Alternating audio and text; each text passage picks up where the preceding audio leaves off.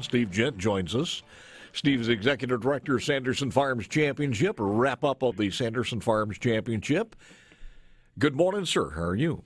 I'm great. How are you? I'm doing good. What's the aftermath look like? It's. We lose.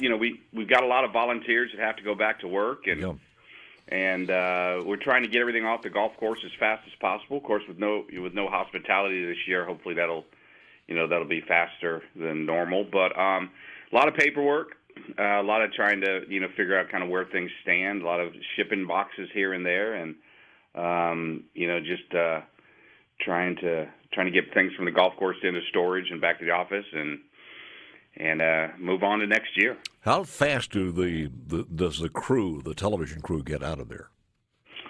Pretty quick. Mm-hmm. I mean, they've got two crews that kind of leapfrog each other, but they're, for the most part, they were out Sunday night, Monday morning. A lot of it's, pulling up cabling and things off the golf course, out of the ground. But yeah, the TV crew and everything pretty much are out of there pretty quickly Sunday night. These guys are nomads. I mean, did they ever go home? I think so. You hear about them every now and then. I don't think they really have to, I'm not sure they need a home. I think they just need a hotel someplace every now That's and then. it. That is home. Nomads, gypsies. The PGA Tour is it's somewhat like the circus. We pull up the tents one week and they go in the next week. So, it's entertainment. Steve Jent, who's the Executive Director of Sanderson Farms. Steve, I don't even know how to ask this as far as the financials on this thing. I'm sure they're still being tabulated, but it's just been a weird year. So what do we do? What can you say about it? Yeah, I honestly don't know yet. We miss the fans. I mean, what a great event and beautiful weather. Come on, the weather's incredible. Jeez. I mean, what a difference 1 year and 2 weeks can make. I mean, we had. Last year it was 98 for the Pro-Ams, and it cooled down to 95 for the competition. And this year, temperatures dipped in the 40s a couple days, just gorgeous weather. We thought we were going to get rained out for the Monday Pro-Am, but that didn't happen, and so we just had an amazing week. But, man, what a great finish. And, How many of those players were there for the first time? Oh, gosh. I'd have to go back and count. Probably a good bit. I would say maybe a third of the field.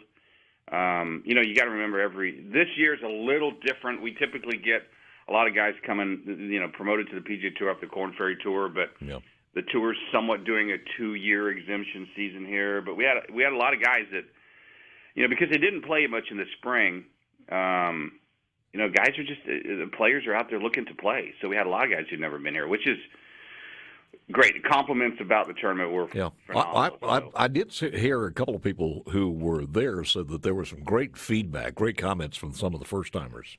Yeah, I mean, they love the golf course. It's just an old school, straightforward. It's right in front of you. The greens are probably some of the best, if not the best, greens they play on all year long. Jackson's a friendly town, easy to move around with, plenty of hotels, plenty of restaurants. We treat them really well. I mean, it's just great hospitality, great food. The Country Club of Jackson did a great job this year. I mean, obviously with COVID, we had to do some things, and you hate to put Southern food in a plastic box for them, but isn't that 2020? I mean, that's just par for the course for this year. I think they're used to that too, and they want to stay safe and make the next tournament. That said, the masks are still there, and we need to have some people still order them. Yeah, I believe so. I think we still have some left. I know in parts of the state it's still mandatory. I think here in Jackson we're still wearing them. I think the governor relaxed or allowed the statewide mandate to fall, but I think it's still important that people protect your neighbor, and they are still available. Well, congratulations on it. I guess now we start working on 2021. Yeah, and it's funny. Everybody says when you work on next year. We actually already kind of started. Once the train's rolling on any given year, we start to look at, hey, what changes do we want to make for next year? What do we want to do? How do we change things around? Already got requests from sponsors about hospitality for next year. So there's really no off season. honestly. But you don't anticipate any major changes other than getting the fans back in there, of course. Yeah, I think getting the fans back, getting our hospitality structures in. Yeah. A year from now, we'll be having to take everybody's temperature when they come on site. I hope not. Yeah.